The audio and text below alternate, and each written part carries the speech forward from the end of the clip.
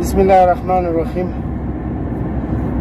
انتهایی د افسوس خبره چې موږ سره مریض په ګاډي کې ده، کوهاټ کې اکسیډنټ شوی، کوهاټ نه مو ریفر شو LRH ته. LRH کې ذلیل پلیل او تیمور جګړه صاحب الله پاک دې تام داسې کې داسې حالات یې الله تا باندې هم راولي لکه د مو والا کاس دي.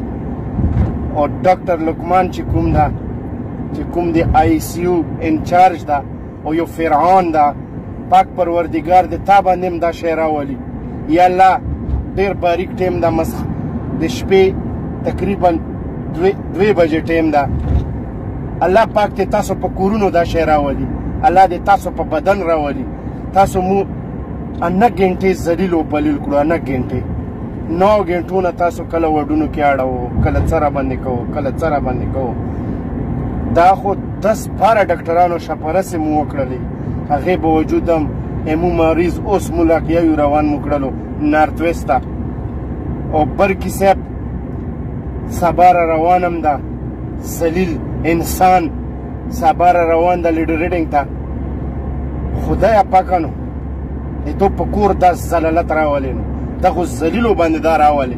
یا الله سبا یې اکسیډنټ وکړي چې دا تباه او برباد شي. آمین آمین. یا پروردګاره نو دو باندې دا اکسیډنټ وکړي، د کوهاټ نه اکسیډنټ مریض مو راوستی.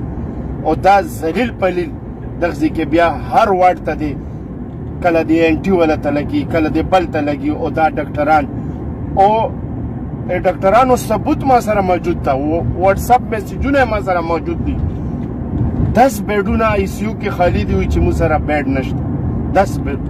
10 بیډونه او ډاکټرانو واتساپ موږ سره موجود دي چې یاره تاسو دا حالات ته چې موږ سره هیڅ وس نه رسي. دغسې کې فرعونان ناست دي، لیډر ریډینګ کې فرعون ناست ده. فرعون دا ډاکټران نه دي، دا ناسور ده د دې معاشرې دپاره. د کوم د بېغیرته بېضمیره کوم ډاکټران دي که نه، او دا تباه او برباد دي که نه، د سیسټم یې چې تباه کړی که نه، دا دغو یې لاسه ذلیل بچو یې لاسه تباه ده. ډاکټر لقمان الله پاک خو دې تا تباه او برباد کړي. ذلیل بچیه انشاءالله تا باندې به خدای دا رزیل ټیم راولي. تا ته مو څوره کلونه وکړو، اخري منیجر ته لاړو، ایمرجنسي کوم منیجر و کوم منیجمنټ څوره عمله ده ټوله مو وچېړله، لنجه مو وکړله.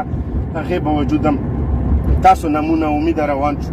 او دا مریض ده چې مو اخري نارت ویسټ ته روان کړی ده، تاسو یې لاسه شپې 2 بجې ټیم ده، ورځې 2 بجې مو راوړی ده.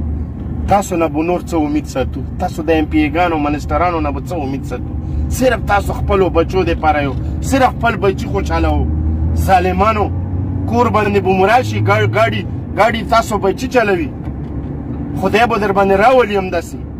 ذلیل به وو. څوره شپاره سو څه مو وکړو، هغې باوجود هم دا د مو کوهاټ بچي دي اکسیډنټ شوی، شپږ مریضان، هغې باوجود هم هیڅ ریسپانس نه میلاویږي. یو هسپتال کې نه ډاکټرس کې څه شرم و حیا وه، نه ورکې تړپ و، نه ورکې درد و. بس الله خو دې موږ خو دې ته نفلونه کوو چې الله پاک دې تاسو تباه او برباد کړي. ټول نظام مو هایجک کړی ده، ټول نظام تاسو تباه کړلو. تاسو ډاکټر یې لاسه ټول نظام هایجک ده چې تاسو کوم اخرت ته به تاسو څه شی وړو؟ بېغیرتو تاسو به وړو څه شی؟